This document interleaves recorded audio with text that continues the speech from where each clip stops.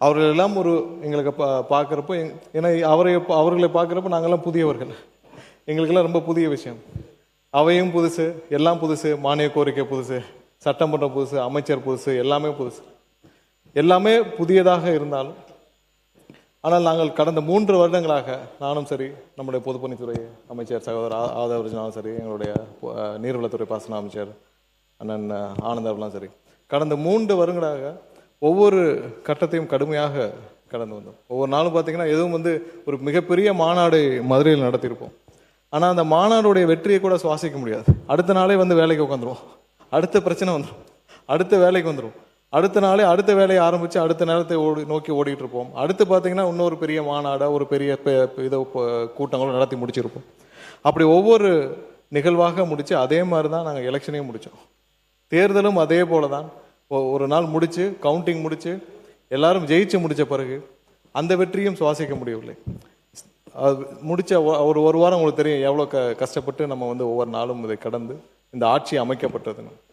ஆட்சி அமைத்த பிறகு அமைச்சர்களாகி அதே மாதிரி தான் அந்த அமைச்சரான ஒரு எண்ணம் கூட வராமல் எல்லாரும் அதே மாதிரியான பணியாற்றிருக்கணும்.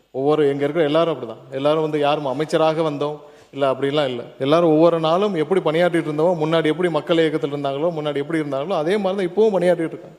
அதே மாதிரி தான் இப்போயும் ஒவ்வொரு நாளும் மக்கள் பணி எப்படி செஞ்சுட்டு இருந்தாங்களோ, இல்லை மக்களுக்காக எப்படி செயல்பட்டு இருந்தாங்களோ அதே மாதிரி தான் இப்பயும் செயல்பட்டு இருக்காங்க. யாருக்கும் ஒன்றும் பெருசாக ஒன்றும் அமைச்சர்கள்ன்ற ஒரு எண்ணமும் மனதில் இல்லை இதை நாங்கள் நிரந்தரமாக இதில் இருக்க போகிறோன்றோம் இல்லை. நாங்கள் என்னக்கே மக்கள் பணி செய்கிறோமோ அதே மாதிரி செஞ்சிட்ருப்போம்.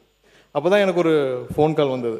நம்ம மூத்த ஒரு தலைவர், நம்ம மதிக்கக்கூடிய ஒருவர். அவர் ஃபோனில் பேசினதை நாங்கள் அவர் பேரை குறிப்பிடலாமல் தெரியல, அதனால் அவர் பேரை தவிர்த்து விட்டு பெரிய பார்லிமெண்டேரியன், பல காலங்களாக ஒரு 40-50 ஆண்டுகளாக திராவிட அரசியல் ஊறி வந்தவர், ஒரு தனி கட்சியின் தலைவர்.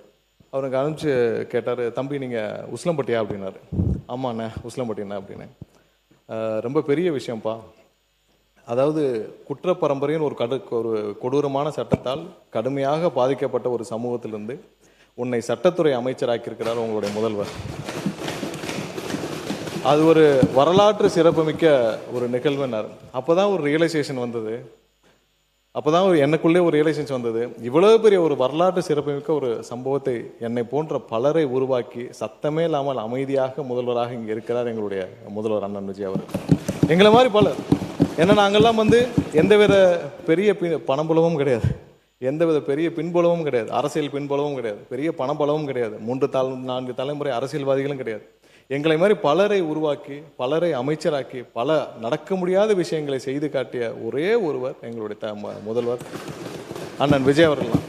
ஏன்னா அவருக்கும் மக்களுக்கும் அவருக்கு 2 பேருக்கும் உள்ள கனெக்ட் யாருக்கும் இதுவரை எங்களோட அரசியல் வாழ்க்கையில் யாரும் பார்க்காத ஒன்று. ஏன்னா அவரோட டிராவல் பண்ண ஒவ்வொரு நாளும் பார்க்குறோம், மக்கள் அவரோட இருக்கிற ஒரு கனெக்டும் மக்கள் தலைவர் மீது வச்ச கனெக்டும் வேற இல்லை. ஸோ அதையெல்லாம் பார்த்து அவரோட டிராவல் பண்ண என்னை மாதிரி ஒரு உசிலம்பட்டின்னு ஒரு கடைக்கோடி ஒரு ஆதி கிராமத்திலேருந்து வந்த என்னை இங்கே சட்டத்துறை அமைச்சராக்கி, இங்கே மின்சாரத்துறை அமைச்சராக்கி, மேலும் பல துறைகளுக்கு அமைச்சராக்கி என்னை இங்கே பணியாற்ற வைத்த என்னுடைய தலைவருக்கு அண்ணன் விஜய் அவர்களுக்கு, தமிழக முதல்வர் அவர்களுக்கு என்னுடைய வணக்கத்தை தெரிவித்துக் கொள்கிறேன்.